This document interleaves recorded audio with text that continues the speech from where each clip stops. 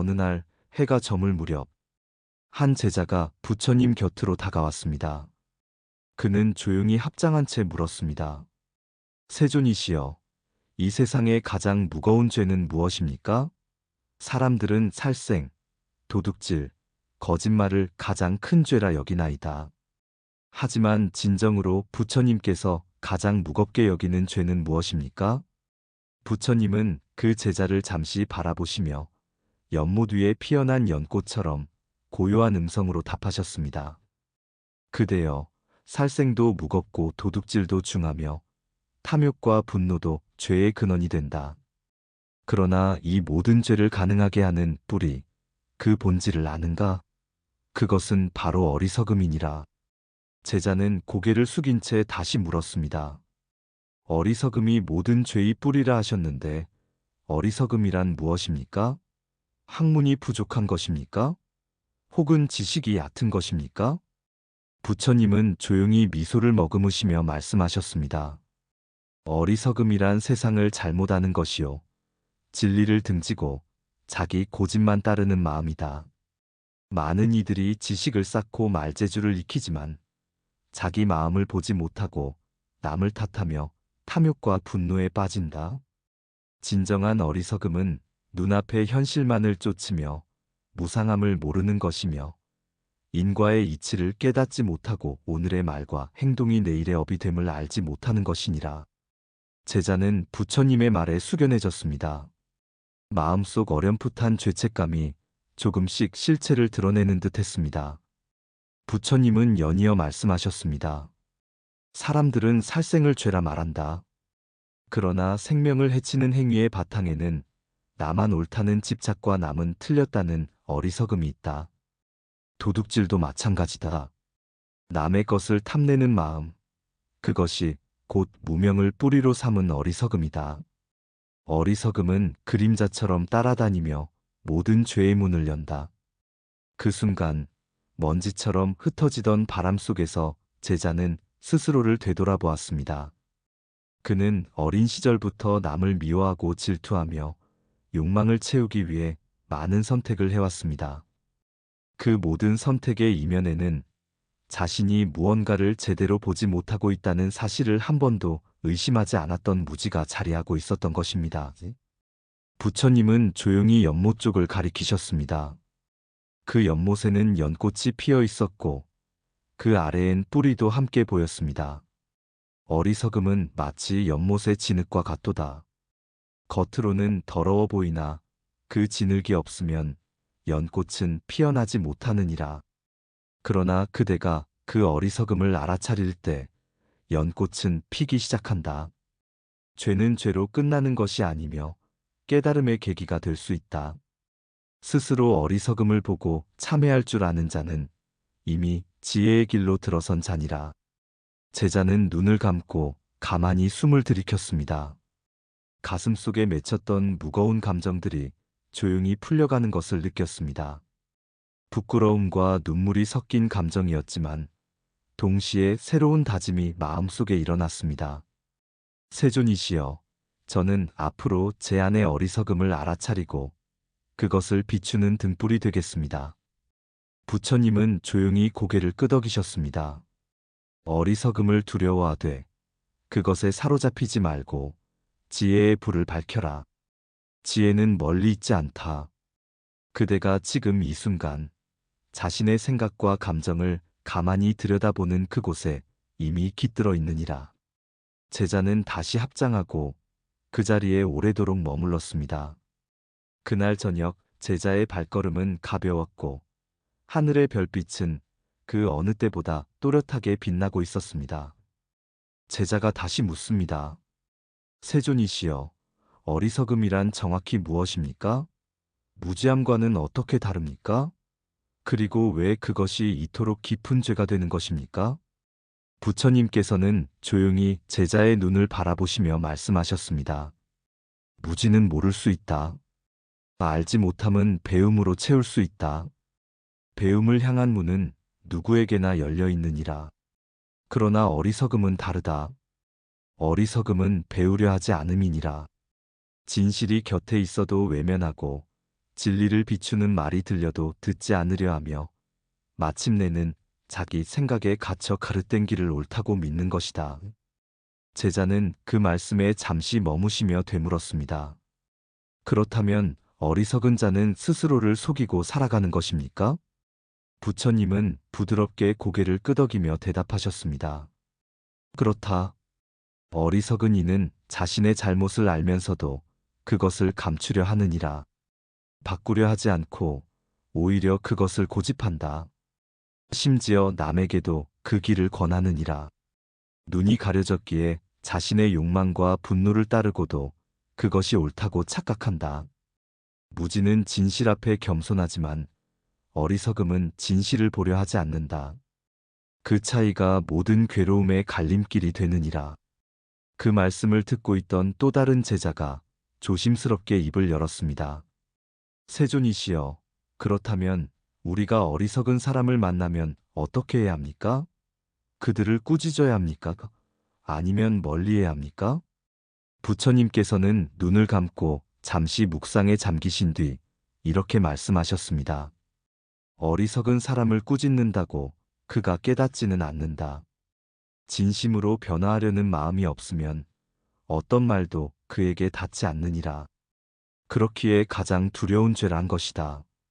사람은 누구나 실수할 수 있느니라. 그러나 그 실수를 인정하지 않고 오히려 그 위에 또 다른 잘못을 쌓는다면 그 죄는 깊어진다. 세상의 모든 죄는 참회를 통해 씻길 수 있느니라. 그러나 어리석음은 참회를 알지 못하기에 스스로를 정화하지도 못하고 끝내는 괴로움 속에 머무르게 되느니라. 부처님은 차분한 목소리로 다시 말씀하셨습니다. 내가 가장 슬퍼하는 것은 바로 이 어리석음이다. 살생이나 도둑질보다도 더 무서운 것은 진실을 외면하고 자신을 속이는 마음이다.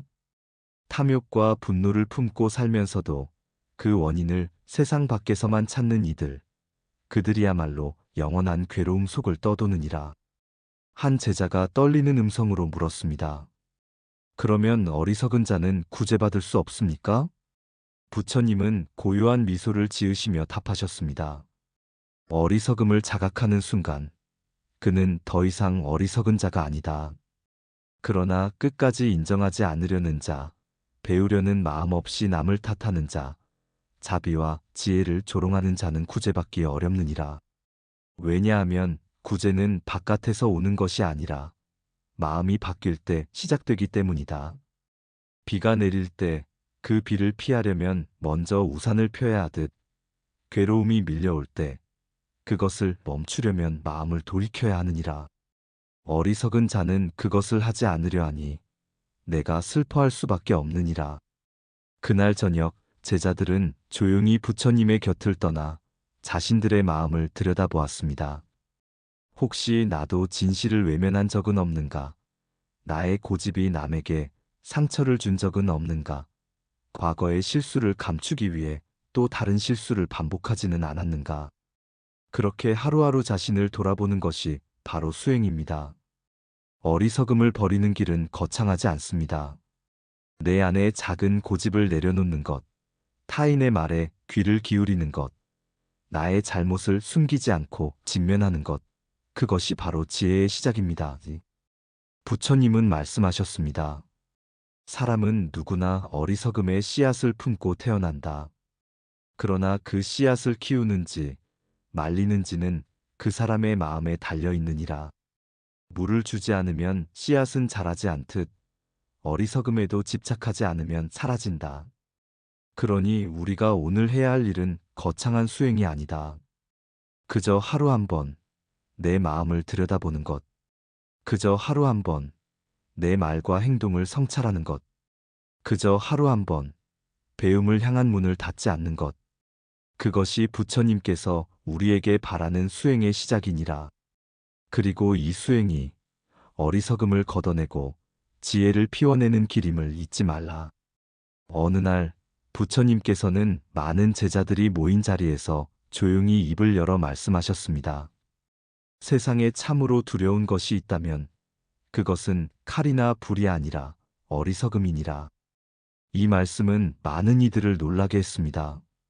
우리는 흔히 살생이나 도둑질, 거짓말 같은 명백한 죄를 가장 무겁다고 여기지만 부처님께서는 그보다 더 깊고 무서운 것이 어리석음이라고 하셨습니다. 왜일까요? 어리석음은 단순한 무지가 아닙니다. 어리석음은 진실을 보지 않으려는 마음이며 자신의 허물을 감추고 남을 탓하며 배움을 거부하고 고집만을 붙드는 상태입니다. 이러한 어리석음은 스스로 괴로움을 만들고 주변까지 어둡게 합니다. 부처님께서는 어리석은 자에게는 5가지의 공통된 특징이 있다고 말씀하셨습니다. 그중 첫 번째 특징은 자신의 잘못을 남에게 돌리는 것입니다. 자신의 말 한마디가 누군가를 상처 입혔는데도 그 사람이 예민해서 그래. 나는 잘못한 게 없어. 하고 끝내버리는 마음. 이것이 어리석은 자의 첫 모습입니다. 그는 언제나 세상이 문제라고 말합니다. 가정이 불편한 것도, 직장에서 불행한 것도, 인간관계가 틀어지는 것도 모두 타인의 잘못이라 말합니다. 그러나 정작 자신의 말투, 태도, 습관, 마음가짐은 돌아보지 않습니다. 자신의 내면을 살피지 않으니 고통은 반복되고 그 고통은 다시 누군가의 탓이 됩니다. 부처님께서는 말씀하셨습니다. 거울을 들여다보지 않으면 얼굴에 묻은 흙을 씻을 수 없듯 자신의 마음을 돌아보지 않으면 괴로움의 뿌리를 끊을 수 없느니라. 우리가 살아가며 만나는 갈등과 고통 속에는 분명 내 안에 씨앗도 함께 있습니다. 지혜로운 이는 그것을 살펴 고치고 어리석은 이는 그것을 외면하고 비난합니다. 이러한 첫 번째 어리석음은 스스로를 속이고 결국에는 성장의 기회를 놓치게 합니다. 두 번째 특징은 배움을 멀리하고 자신의 고집만 지키는 것입니다. 어떤 사람은 새로운 지식을 들으려 하지 않고 누군가의 조언이 들어오기도 전에 방어를 하며 나는 원래 이런 사람이야. 그건 내 생각이지. 하며 마음의 문을 닫습니다. 이러한 태도는 마치 물이 들어가지 않도록 입구를 막아버린 항아리와 같습니다. 아무리 맑은 물을 부어도 그 안에는 한 방울도 담기지 않습니다. 배움을 거부하는 자는 자신의 생각과 기준이 세상의 중심이라 믿습니다. 하지만 세상은 언제나 흐르고 변합니다. 변화를 받아들이지 않는 마음은 고여서 썩게 되고 결국 자기 안에 괴로움만 키우게 됩니다. 부처님께서는 고집이 세고 아집이 강한 자는 처음에는 강하게 보이지만 시간이 지날수록 외로워지고 무너지기 쉽다고 하셨습니다. 왜냐하면 그 마음은 어떤 것도 받아들이지 못한 채 스스로를 가둔 상태이기 때문입니다. 어리석은 자는 말이 많고 지혜로운 이는 귀를 기울입니다. 어리석은 자는 듣지 않고 판단하며 지혜로운 이는 질문하고 배웁니다. 진정한 배움은 스스로를 낮추는 데서 시작됩니다. 나는 부족하다. 나는 더 알아야 한다는 마음이 지혜로 향하는 첫걸음입니다. 고집을 내려놓고 마음을 열고 세상의 모든 인연을 스승 삼아 배울 수 있다면 그 사람은 어리석음을 벗어나는 길 위에 선 것입니다. 이처럼 부처님께서 말씀하신 어리석음의 2가지 특징은 바로 자신의 잘못을 외면하고 배움을 거부하는 것입니다. 이 2가지는 서로 닮았습니다. 자신의 잘못을 남에게 돌리는 자는 자신을 돌아볼 기회를 놓칩니다. 배움을 거부하는 자는 자신이 틀릴 수도 있음을 인정하지 않습니다. 결국 둘 다 스스로의 문을 굳게 닫고 어두운 방 안에 홀로 앉아 있는 것과 같습니다. 우리가 해야 할 일은 간단합니다. 문을 엽니다. 들여다봅니다. 그리고 배우려는 마음을 지닙니다. 오늘 하루 혹시 나도 누군가를 탓하지는 않았는지, 새로운 생각을 들었을 때 바로 거부하지는 않았는지 조용히 나 자신을 돌아봅니다. 어리석음을 아는 순간 그것은 이미 지혜의 시작입니다. 스스로를 살피고 배우려는 그 마음 안에 깨달음의 씨앗이 자라고 있음을 기억하시기 바랍니다. 부처님께서는 말씀하셨습니다. 어리석은 자는 단지 깨닫지 못하는데 그치지 않고 스스로를 더 깊은 어둠 속으로 밀어넣느니라. 이 말씀은 단순히 지혜롭지 못한 사람을 나무라는 것이 아니라 어리석음이 얼마나 큰 고통을 부르는지를 경계하신 가르침입니다. 셋째는 남의 충고를 듣지 않고 오히려 충고한 이를 미워하는 것입니다. 어떤 사람은 누군가가 조심스럽게 진심을 담아 조언을 건네면 그 조언을 마음에 새기는 것이 아니라 오히려 마음의 상처처럼 새겨버립니다. 왜 나에게 이런 말을 하지? 나를 깔보는 건가? 그렇게 생각하며 상대를 멀리하고 심지어는 미워하기까지 합니다. 하지만 조언이란 칼이 아니라 거울입니다. 거울은 비추기 위해 존재하고 비춰진 모습은 꾸며진 것이 아니라 사실입니다. 그것을 받아들이지 못하고 거부하는 마음, 그리고 나아가 그 거울을 든 사람까지 미워하게 되는 마음은 어리석음의 깊은 뿌리입니다. 이러한 마음을 지닌 이는 누구의 말도 들으려 하지 않고 오직 자신이 옳다는 믿음만을 키워갑니다. 그 결과 스스로의 잘못을 고칠 기회를 잃고 곁에 있던 사람들까지 점차 떠나가게 됩니다.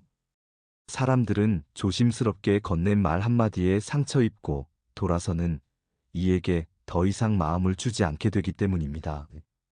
부처님께서는 이를 자기 손으로 인연을 끊는 자라 하셨습니다. 진심 어린 말조차 듣지 않으려 한다면 그 삶은 결국 자기 생각만을 듣는 외로운 메아리 속에 갇히게 됩니다. 넷째, 욕심에 눈이 멀어 이치에 어긋난 길을 가는 것입니다. 사람의 욕망은 끝이 없습니다. 더 많은 재산, 더 높은 지위, 더 큰 인정. 욕망은 언제나 다음을 향해 달려갑니다. 하지만 욕망이 지나치면 눈앞의 이치와 도리를 보지 못하게 됩니다.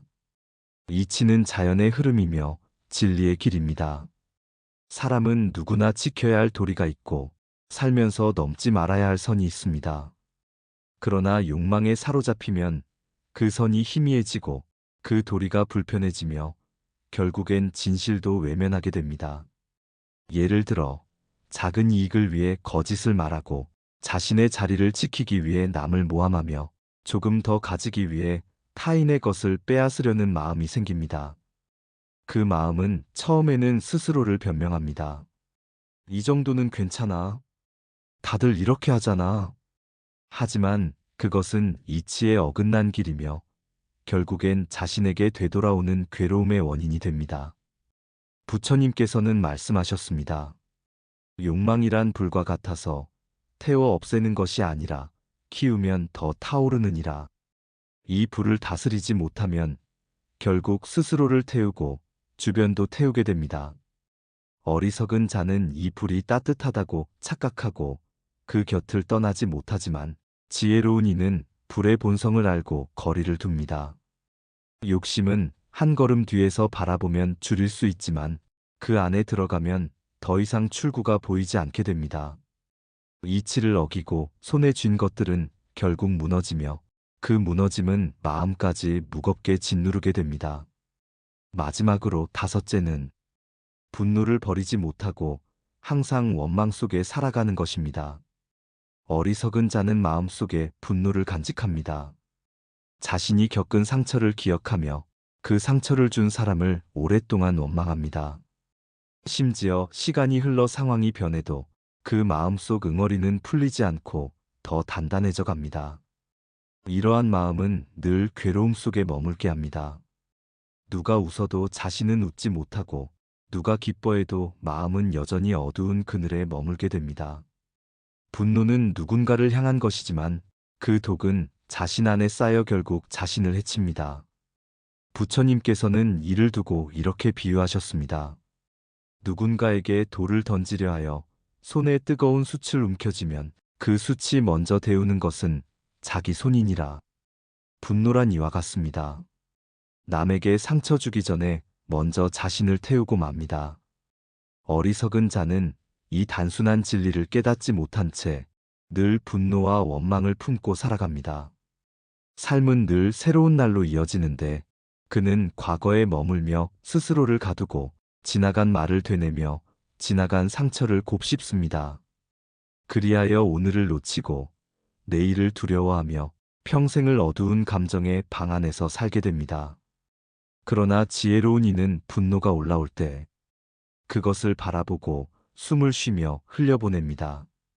그는 누군가를 용서하기 위해서가 아니라 자신이 자유로워지기 위해 분노를 놓습니다. 분노는 외부의 사건이 아니라 내면의 반응임을 아는 자는 그 마음을 지켜보고 다스릴 수 있습니다. 이처럼 어리석은 자는 진심 어린 충고를 미워하고 거부하며 욕망에 휘둘려 이치를 잇고 그릇된 길을 가는 것이고, 분노를 놓지 못해 늘 원망과 괴로움 속에 머무는 것입니다. 이것은 각각 다른 모습처럼 보이지만 결국 한 가지 뿌리로 이어져 있습니다. 바로 마음을 살피지 않는 습관입니다. 진심을 듣지 않고 욕심을 알아차리지 못하고 분노를 바라보지 않는 그 습관이 우리 삶을 어지럽히고 괴롭게 만드는 것입니다.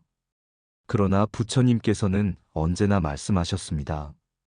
어리석음을 알아차린 순간 그대는 더 이상 어리석은 자가 아니니라. 이 말은 우리에게 희망을 줍니다. 아무리 깊은 어둠이라도 작은 등불 하나가 모든 것을 바꾸듯이 나 자신을 돌아보는 한 번의 자각이 삶의 방향을 바꿀 수 있습니다. 오늘 하루 누군가의 말에 귀를 닫지는 않았는지, 욕심이 이치를 흐리게 하지는 않았는지, 내 마음 어딘가에 분노가 남아있지는 않은지 조용히 살펴봅니다. 그 마음을 바라보고 알아차리는 것, 그것이 부처님께서 말씀하신 지혜의 첫걸음입니다. 진흙이 없는 연꽃은 없습니다. 연꽃은 반드시 진흙 속에서 피어납니다. 그러나 그 진흙에 물들지 않고 오히려 가장 맑은 꽃을 피웁니다. 부처님께서는 연꽃의 이치를 빗대어 말씀하셨습니다. 삶의 괴로움과 어리석음은 진흙과 같다. 그러나 그 진흙을 딛고 피어나는 연꽃처럼 우리 마음 또한 맑고 향기롭게 깨어날 수 있느니라. 이 말씀이 전하고자 하는 바는 명확합니다. 어리석음은 누구나 경험합니다. 하지만 그 어리석음에 머무느냐, 혹은 그것을 자양분 삼아 지혜로 나아가느냐는 온전히 마음의 방향에 달려 있습니다.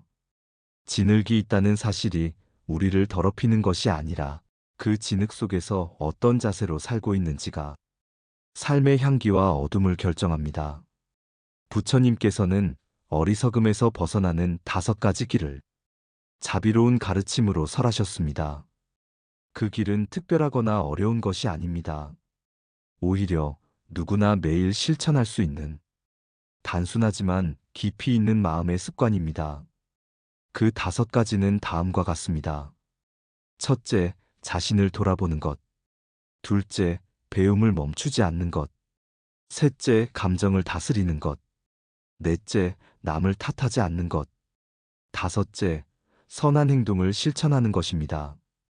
이 5가지는 어리석음이라는 진흙 속에서 연꽃처럼 피어나는 내면 수행의 5잎이라 할 수 있습니다. 먼저 자신을 돌아보는 것입니다. 삶은 거울입니다. 거울을 보지 않으면 얼굴에 묻은 먼지를 모르듯 마음을 돌아보지 않으면 내 삶의 어둠도 볼 수 없습니다. 자신을 돌아본다는 것은 스스로의 말, 생각, 감정을 있는 그대로 바라보는 일입니다. 잘했을 때는 자만하지 않고 잘못했을 때는 남 탓하지 않으며 나는 아직 부족하다는 것을 조용히 인정할 줄 아는 마음입니다. 이 마음은 겸손에서 시작되고 겸손은 곧 지혜의 씨앗이 됩니다. 부처님께서도 늘 말씀하셨습니다. 진정한 깨달음은 스스로의 부족함을 아는 데서 시작된다. 그 다음은 배움을 멈추지 않는 것입니다. 배움은 끝이 없습니다. 그리고 배움에는 나이도, 지위도, 경력도 상관없습니다. 배움을 멈춘 순간 마음은 고이기 시작합니다. 고인 물은 시간이 지나면 썩게 되고 그 썩은 물은 내 안의 밝은 기운을 가려버립니다. 세상은 끊임없이 흐르고 있습니다. 자연도 사람도 내 마음도 매일 새롭게 움직입니다. 그 흐름 속에서 나도 함께 배워야 삶이 생기를 유지합니다. 작은 새의 지저김에서도 아이의 말 한마디에서도 길 위의 낙엽에서도 배움은 옵니다. 문제는 배움이 없어서가 아니라 내가 그것을 받아들이는 문을 닫고 있느냐는 것입니다. 배움은 언제나 주변에 있고 그것을 받아들이는 마음이 곧 어리석음에서 벗어나는 두 번째 문입니다. 셋째는 자신의 감정을 다스리는 것입니다. 어리석음은 대부분 감정에서 비롯됩니다. 분노, 질투, 욕심, 불안, 두려움. 이 감정들이 나를 휘감으면 나는 내가 아니라 감정 그 자체가 되어버립니다. 감정은 물과 같습니다. 맑게 흐르면 생명을 주지만 넘치면 범람하고 고이면 썩습니다. 감정을 억누르라는 말이 아닙니다. 그 감정을 바라보고 그것이 지나갈 때까지 기다리는 여유를 가지라는 뜻입니다. 분노가 일어날 때 그것을 바로 행동으로 옮기는 것이 아니라 이 분노는 어디서 왔는가 하고 한 걸음 물러서서 보는 마음. 그것이 감정을 다스리는 시작입니다. 감정을 다스릴 수 있어야 다른 사람에게 상처 주지 않고 스스로에게도 해를 끼치지 않게 됩니다. 이 세 번째 길을 익히면 삶은 훨씬 부드러워지고 인연은 훨씬 따뜻해집니다. 넷째는 남을 탓하지 않는 것입니다. 우리는 종종 누군가를 원망하고 내 고통의 이유를 외부에서 찾습니다. 하지만 진실은 항상 내 안에 있습니다. 삶의 괴로움은 외부 상황이 아니라 내가 그것을 어떻게 받아들이느냐에 따라 달라집니다. 어떤 사람은 비바람 속에서도 웃고 어떤 사람은 맑은 날에도 우울해합니다. 모든 것은 마음에서 시작됩니다. 남을 탓하는 순간 나는 내 삶의 주인이 아니라 피해자가 됩니다. 그러나 스스로를 돌아보는 순간 나는 다시 삶을 이끄는 주체가 됩니다. 남을 원망하기보다는 내 안의 마음을 바라보고 그 속에서 배움을 얻을 수 있다면 그 사람은 어리석음을 벗어난 것입니다. 그리고 마지막 다섯 번째, 선한 행동을 실천하는 것입니다. 깨달음은 마음에서 시작되지만 그 마음이 머무르지 않고 행동으로 이어질 때 비로소 완성됩니다. 아무리 많은 불경을 읽고 깊은 명상을 하더라도 그 삶 속에서 한 번의 미소, 한 번의 친절한 말, 한 번의 나눔이 없다면 그 깨달음은 아직 피지 않은 연꽃입니다. 선한 행동이란 거창한 것이 아닙니다. 길을 걷다 마주친 이에게 건네는 따뜻한 눈빛, 지친 이의 말을 끝까지 들어주는 마음, 누군가를 위해 조용히 기도하는 정성. 이 모든 것이 바로 행동하는 지혜입니다. 연꽃은 향기를 말하지 않지만 그 존재만으로 향기를 퍼뜨립니다. 우리의 선행도 마찬가지입니다. 그것은 스스로를 밝히고 세상을 맑게 하는 연꽃의 향기입니다. 이 다섯 가지, 자신을 돌아보고 배움을 멈추지 않고 감정을 다스리며 남을 탓하지 않고 선한 행동으로 실천하는 삶. 이것이 부처님께서 말씀하신 어리석음에서 벗어나는 길이며 진흙 속에서 피어나는 연꽃의 다섯 잎입니다. 이 길은 먼 곳에 있지 않습니다. 지금 이 순간 내가 어떤 마음을 내고 있는지, 내가 어떤 말을 하고 있는지 그 조용한 자각 속에서 이미 시작되고 있습니다. 오늘 하루 작은 연꽃 하나를 피워보십시오. 진흙 같은 하루라도 그 안에 피어나는 맑은 마음이 있다면 그것이 바로 수행이요, 깨달음의 향기입니다. 깨달음은 마음에서 시작되지만 그 마음이 삶에서 실천되지 않으면 그저 머물러 있는 연기와 같습니다. 향은 있으되 형상이 없고 말은 있으되 움직임이 없습니다. 부처님께서는 언제나 강조하셨습니다. 깨달음은 실천으로 완성된다. 지혜를 품고도 행동하지 않는다면 그것은 아직 자라지 못한 씨앗과 같고 어둠을 알면서도 등불을 들지 않는 것과 같습니다. 오늘은 어리석음을 벗어나 지혜로운 삶으로 향하는 다섯 가지 실천을 함께 살펴보려 합니다. 이 다섯 가지는 하루하루 마음속에 연꽃을 피워내는 가장 확실하고도 평화로운 방법입니다. 첫 번째 실천은 자신을 돌아보는 것입니다. 거울이 없으면 얼굴의 얼룩을 볼 수 없듯 마음을 비추는 거울이 없다면 내가 어떤 말과 생각, 감정으로 살아가고 있는지 알 수 없습니다. 하지만 우리는 종종 거울을 피합니다. 자신을 마주하는 일이 두렵기 때문입니다. 실수와 후회, 상처와 부끄러움이 떠오르기 때문입니다. 그러나 부처님께서는 말씀하셨습니다. 마음을 들여다보는 자만이 마음을 다스릴 수 있느니라.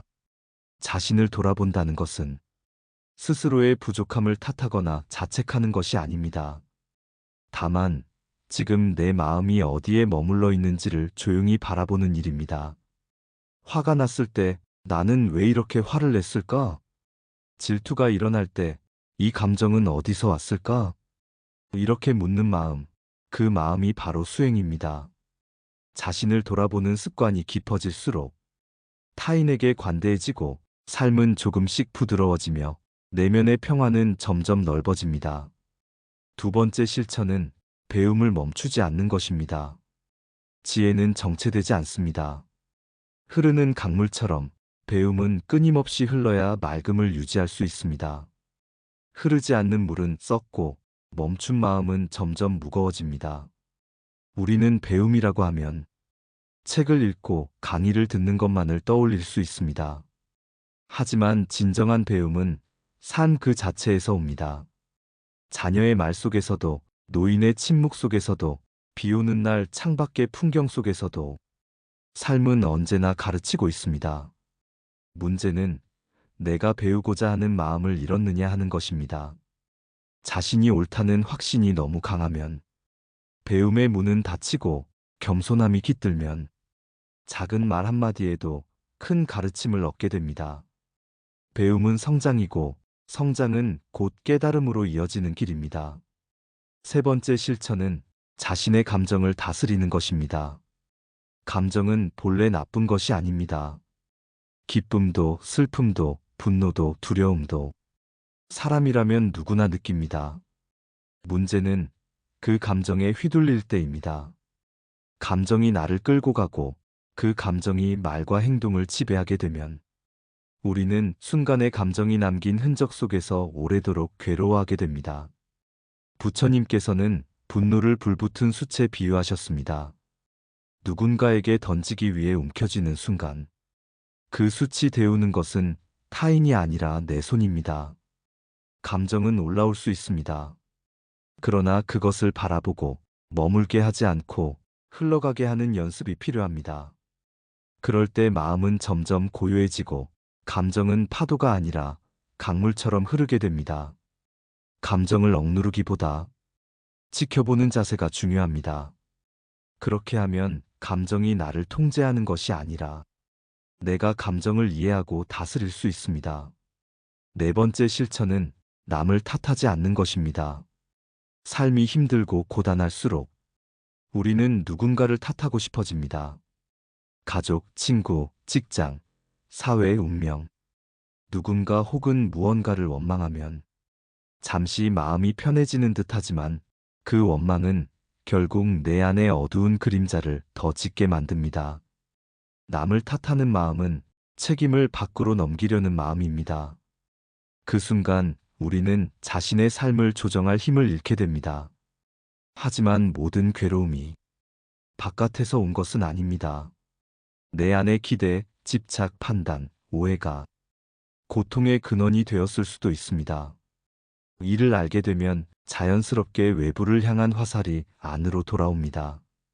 그리고 그때부터 삶은 다시 움직이기 시작합니다. 남을 탓하는 대신 내가 할 수 있는 일을 찾는 태도. 그것이 진정한 자유이며 어리석음을 떠나는 내면의 출구입니다. 마지막 다섯 번째 실천은 선한 행동을 실천하는 것입니다. 아무리 좋은 생각을 하고 아무리 훌륭한 깨달음을 얻었다 하더라도 그것이 행동으로 이어지지 않으면 그 깨달음은 이슬처럼 사라지고 맙니다. 부처님께서는 말로 1000번의 선행을 말하는 것보다 실제로 한번 선하게 행동하는 것이 더 큰 공덕이다라고 하셨습니다. 선한 행동은 크고 거창할 필요가 없습니다. 길을 걷다 쓰레기 하나를 주워버리는 일, 지친 이를 위해 조용히 자리를 양보하는 일, 슬픈 사람에게 따뜻한 눈빛을 건네는 일. 이런 작은 실천들이 세상을 맑게 하고 나를 지혜의 길로 이끌어줍니다. 깨달음은 가슴에 담아두는 것이 아니라 손과 발로, 말과 행동으로 피워내는 것입니다. 그 실천을 통해 우리는 연꽃 한 송이를 피우게 됩니다. 이 5가지 실천, 즉 자신을 돌아보고 배움을 이어가며 감정을 다스리고 남을 탓하지 않으며 선한 행동을 실천하는 삶. 이것이 어리석음에서 벗어나 연꽃처럼 향기 나는 삶으로 나아가는 가장 확실하고도 아름다운 길입니다. 지금 이 순간 나 자신을 바라보는 것만으로도 이 실천은 시작됩니다. 그리고 매일의 작지만 꾸준한 실천이 내 삶의 진흙을 연꽃으로 바꾸어 줄 것입니다. 옛날 어느 마을에 사람들의 부러움을 한몸에 받는 부자가 있었습니다. 그는 넓은 땅과 수많은 가축, 반짝이는 보석과 금으로 지은 집을 가지고 있었고, 그의 이름은 시장에서도 절에서도 저작거리에서도 빠지지 않고 회자되었습니다. 그는 부를 자랑스러워했고 스스로를 행운의 사나이라 여겼습니다. 누구도 자신의 판단을 의심할 수 없다고 믿었고, 자신이 말하는 것은 곧 진리이며 자신이 가는 길은 반드시 성공으로 이어진다고 생각했습니다. 하지만 그의 마음속 깊은 곳에는 탐욕과 오만이 조용히 뿌리를 내리고 있었습니다. 겉으로는 인자한 미소를 짓고 있었지만 그 미소 뒤에는 자신의 이익만을 계산하는 눈빛이 숨겨져 있었습니다. 사람들은 처음엔 그를 따르고 칭송했지만 점점 그 마음의 이면을 알아차리기 시작했습니다. 그는 자신보다 못한 이들을 얕보았고, 조언하는 자는 무례하다며 내쫓았으며 자신의 말에 반대하는 자는 한순간에 적으로 돌려세웠습니다. 어느 날 그는 한 상인이 가져온 새로운 사업 이야기에 깊은 흥미를 느꼈습니다. 그 사업은 위험이 크지만 성공하면 지금의 재산보다 수십 배의 이익을 가져다 줄 수 있는 기회였습니다. 주변의 현명한 이들은 말렸습니다. 이 길은 너무 험하고 불확실합니다. 지금 가진 것만으로도 자손 대대로 풍족하게 살 수 있습니다. 하지만 그는 웃으며 말했습니다. 그대들은 나만큼 세상을 몰라. 나는 언제나 옳았고 실패한 적이 없어. 이것은 분명 내게 큰 행운이 될 거야. 그는 모든 재산을 그 거래에 쏟아부었습니다. 집을 담보로 잡히고 가축과 땅을 팔았으며 심지어 가족의 명의로 된 재산까지 모두 내어놓았습니다. 아내는 울면서 말렸습니다. 당신이 틀릴 수도 있어요. 우리는 지금도 충분히 행복해요. 하지만 그는 그 말을 듣지 않았습니다. 네가 뭘 알아? 나를 믿기만 하면 돼. 이건 우리 가족을 위한 일이야. 그는 그렇게 모든 것을 걸었습니다. 하지만 시간이 지나며 거래는 예상과 다르게 흘러갔습니다. 상대 상인은 거짓된 정보를 흘렸고 사업은 점차 무너졌으며 그의 돈은 사라지고 명예는 실추되었으며 가족은 지쳐 하나둘 떠나가기 시작했습니다. 그는 눈을 감지 못한 채 빈집 한켠에서 홀로 앉아 있었습니다. 손에 남은 것은 아무것도 없었고 그가 쥐고 있던 오만과 탐욕만이 여전히 마음속에서 그를 불태우고 있었습니다. 그는 비로소 그제야 깨달았습니다. 자신은 한 번도 자신의 마음을 돌아본 적이 없었다는 것을. 늘 외부를 탓하고 늘 더 많이, 더 높이만을 바라보았으며 가장 소중한 것들이 떠날 때까지도 그 이유를 이해하지 못하고 있었다는 것을. 부처님께서는 이와 같은 사람을 두고 말씀하셨습니다. 어리석은 이는 충고를 미워하고 자신이 틀릴 리 없다고 믿으며 세상이 자신의 뜻대로 움직일 것이라 착각하느니라. 그러나 그런 자는 결국 돈도 명예도 사랑도 스스로 무너뜨리고 마느니라. 이 부자의 이야기는 단지 한 사람의 실패담이 아닙니다. 그 속에는 우리 모두가 경계해야 할 어리석음의 얼굴이 담겨 있습니다. 첫째, 탐욕과 오만함. 욕심은 더 많은 것을 원하게 만들고, 오만은 타인의 말을 듣지 못하게 만듭니다. 이 두 가지는 결코 혼자 오지 않습니다. 언제나 함께 나타나 한 사람의 판단을 흐리고 마음을 닫게 만들며 결국에는 진실조차 외면하게 만듭니다. 둘째, 잘못된 믿음. 나는 틀릴 리 없다. 는 확신은 지혜가 아니라 교만입니다. 진리는 언제나 변화하고 상황은 끊임없이 흐르며 사람은 누구나 실수할 수 있습니다. 그런데도 자신의 생각만을 고집하는 자는 이미 길을 잃은 것입니다. 셋째, 파멸. 경고를 무시하고 충고를 외면하며 탐욕과 오만으로 밀어붙인 선택은 결국 자신이 가장 아끼던 것들을 무너뜨립니다. 돈은 다시 모을 수 있습니다. 명예도 언젠가는 회복될 수 있습니다. 하지만 사랑하는 사람의 신뢰와 마음은 한번 무너지면 다시 돌아오지 않을 수 있습니다. 부처님께서는 자주 말씀하셨습니다. 지혜는 자신이 모른다는 것을 아는 데서 시작된다. 그리고 지혜로운 이는 충고를 기쁨으로 듣고 어리석은 이는 그것을 칼처럼 받아들이느니라.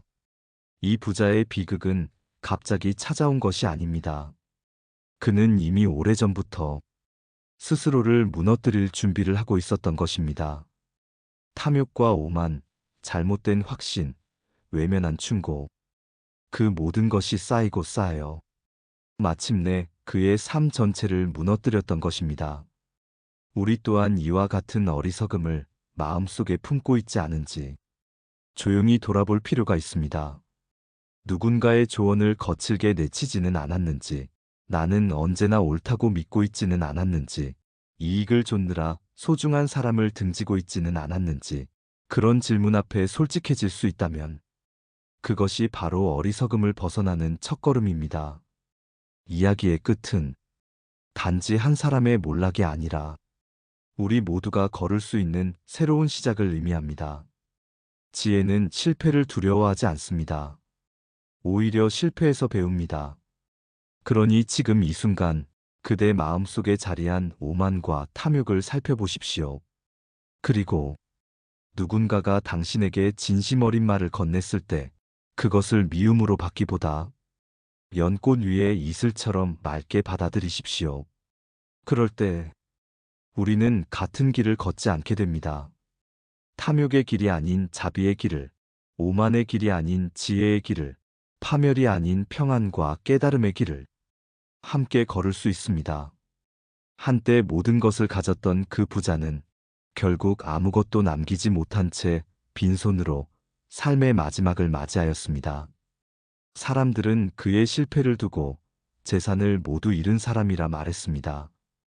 하지만 정말 그가 잃은 것이 단지 돈과 명예였을까요? 부처님께서는 말씀하셨습니다.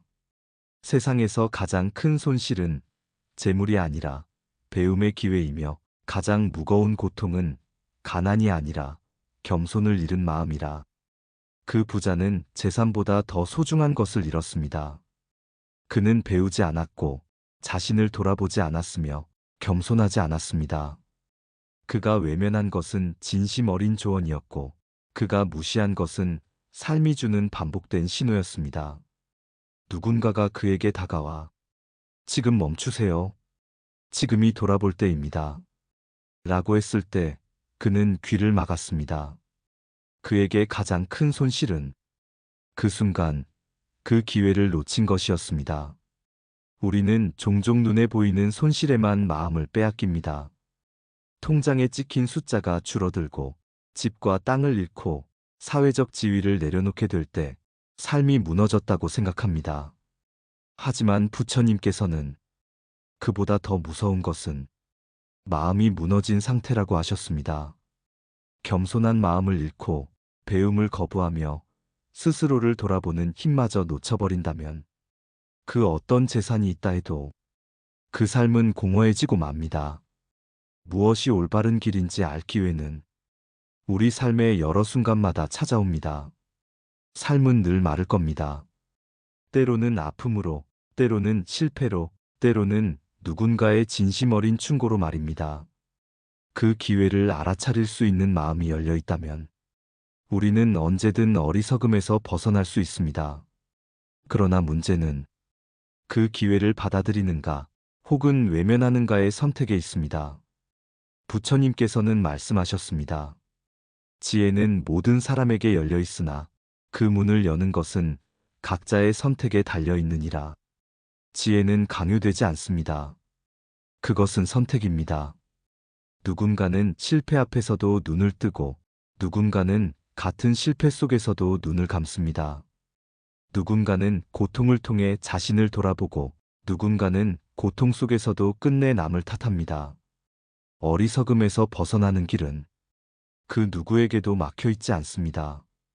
단지 내가 그것을 원하느냐, 진심으로 나를 돌아볼 준비가 되었느냐에 따라 그 문은 열리기도 닫히기도 합니다.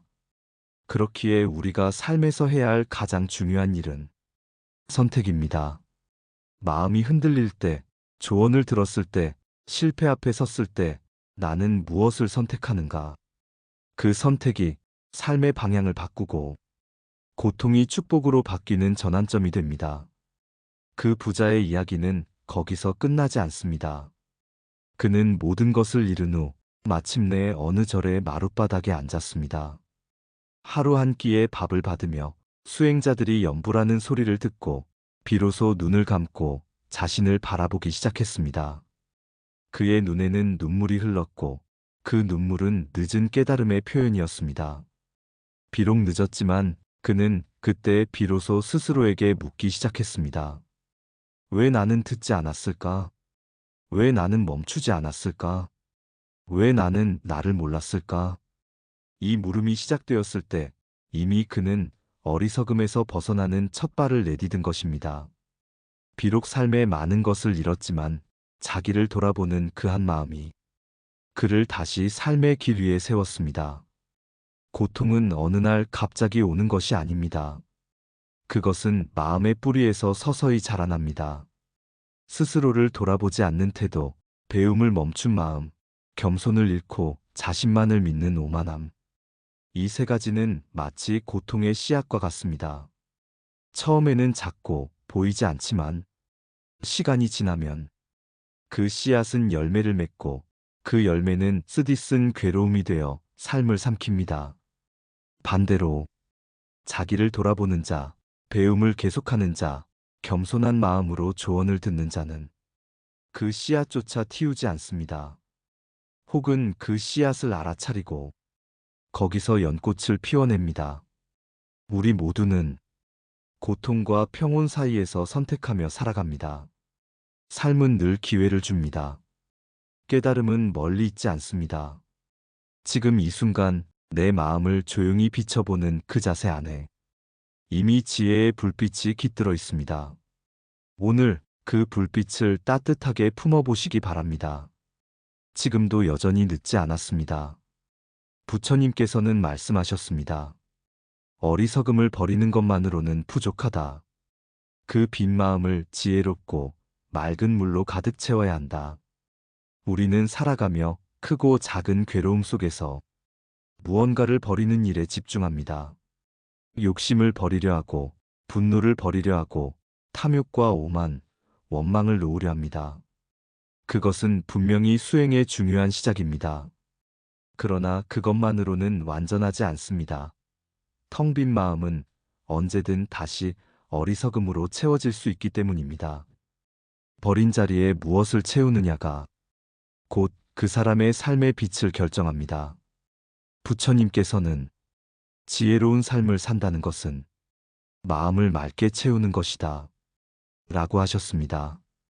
그렇다면 우리는 어떤 마음으로 그 빈자리를 채워야 할까요? 오늘은 그 지혜로운 삶을 위한 5가지 길을 함께 살펴보려 합니다. 이 길은 모두 우리 안에 이미 있는 가능성입니다. 단지 그것을 바라보고 다듬고 실천하는 과정이 필요할 뿐입니다. 첫 번째는 욕심을 버리는 것입니다. 욕심은 아주 조용히 다가옵니다. 처음엔 필요처럼 보이고 곧 당연한 권리처럼 느껴지고 이내 없으면 불안한 존재로 자리합니다. 더 많은 돈, 더 좋은 집, 더 많은 인정과 칭찬. 욕심은 처음엔 삶의 원동력처럼 보이지만 점점 그 안에 갇히게 됩니다. 원하는 것이 생기면 기쁘고 그것이 사라질까 두려워지고 더 큰 것을 바라게 되면 지금 가진 것에는 감사하지 못하게 됩니다. 이러한 마음은 곧 불행의 씨앗이 됩니다. 왜냐하면 욕심은 늘 부족함을 전제로 하기 때문입니다. 지금보다 덜을 바라는 순간 지금의 나를 온전히 받아들이지 못하게 됩니다. 지혜로운 삶이란 필요한 만큼을 알고 그것에 감사하며 더 이상 채우려 하지 않는 마음에서 시작됩니다. 부처님께서는 이를 소욕지족이라 하셨습니다. 욕심을 적게 하고 족한 줄을 알라. 이 마음이 자리할 때 우리는 가진 것에 감사하고 갖지 않은 것에도 흔들리지 않게 됩니다. 그때 비로소 진정한 평온이 찾아옵니다. 두 번째는 분노를 다스리는 것입니다. 분노는 불과 같습니다. 타인을 향해 던지기 전에 자신을 먼저 태웁니다. 화를 내는 그 순간 가장 먼저 상처 입는 사람은 화를 내는 자기 자신입니다. 분노는 마음의 불균형에서 옵니다. 기대가 어긋났을 때, 이해받지 못했을 때, 무시당했다 느낄 때 그 불균형이 화로 드러납니다. 하지만 지혜로운 이는 그 불균형을 외부의 탓으로 돌리지 않습니다. 그는 내면을 들여다봅니다. 지금 내 마음에 왜 불이 붙었는가? 이 분노는 나를 어디로 이끌고 있는가? 이렇게 스스로에게 묻는 자는 분노의 노예가 되지 않습니다. 그는 한 걸음 물러서서 마음을 바라볼 수 있는 여유를 가집니다. 분노는 억누를 대상이 아니라 이해하고 흘려보낼 대상입니다. 그 흐름을 이해할 때 우리는 분노로부터 자유로워집니다. 지혜로운 삶은 분노를 다스리는 마음 안에서 자랍니다. 그리고 그 마음은 세상과의 관계를 더 부드럽고 따뜻하게 만듭니다. 세 번째는 겸손을 잃지 않는 것입니다. 겸손은 약함이 아닙니다. 오히려 가장 강한 내면의 힘입니다. 자신이 모르는 것이 많다는 것을 아는 마음, 배우려는 자세, 다른 이의 말에 귀 기울이는 태도, 이 모두가 겸손에서 비롯됩니다. 어리석은 이는 자신이 가장 많이 안다고 믿고 지혜로운 이는 자신이 아직 모르는 것이 많다는 것을 압니다. 부처님께서 가장 존귀하게 여기신 이는 많은 지식을 가진 이가 아니라 늘 배우는 마음을 가진 이였습니다.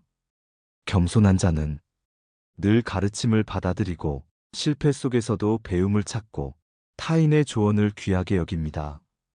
이러한 마음은 삶의 모든 장면을 스승으로 만들고 그 스승들은 언제나 우리에게 가장 필요한 것을 가르쳐 줍니다. 겸손은 외적인 태도가 아닙니다. 그것은 마음의 자세이며 지혜가 자라는 가장 비옥한 땅입니다. 네 번째는 타인을 이해하고 사랑하는 것입니다.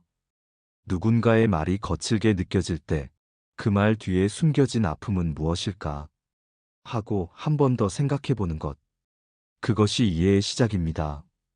사람은 누구나 말하지 못한 상처를 품고 살아갑니다. 그 상처가 때때로 화로, 무관심으로 혹은 공격성으로 드러날 뿐입니다. 지혜로운 이는 겉으로 드러난 모습에 반응하기보다 그 이면의 마음을 바라봅니다. 그리고 이해합니다. 그는 나와 같은 고통을 겪고 있구나.